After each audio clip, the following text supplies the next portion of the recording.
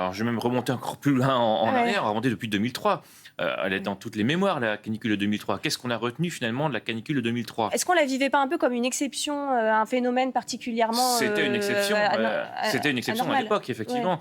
Mais qu'est-ce qu'on a retenu de tout ça ? 23 ans après, on a géré le risque. On a vu apparaître la vigilance canicule. Donc ça, c'est très bien. On a mis en place des politiques d'atténuation pour réduire en fait nos émissions de CO2. Ça a baissé en France en 2024, en 2025. Ça, c'est vraiment très bien aussi.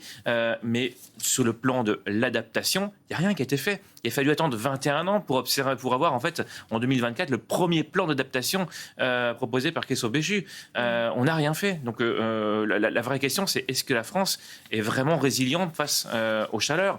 J'ai envie de vous dire que non, évidemment. Sachant qu'on aura de plus en plus d'épisodes de canicule, c'est-à-dire qu'on va passer un ou deux épisodes par été. Alors, j'irais même au-delà de ça. Ça va d'abord commencer plus tôt. On a vu la première canicule arriver en mai. Là, c'est la deuxième canicule qui arrive de la saison et on n'est même pas encore dans l'été calendaire, avant le solstice d'été. Donc, en fait, ça commence plus tôt, ça se termine plus tard. Donc, ça peut commencer depuis fin mai jusqu'au mois de septembre.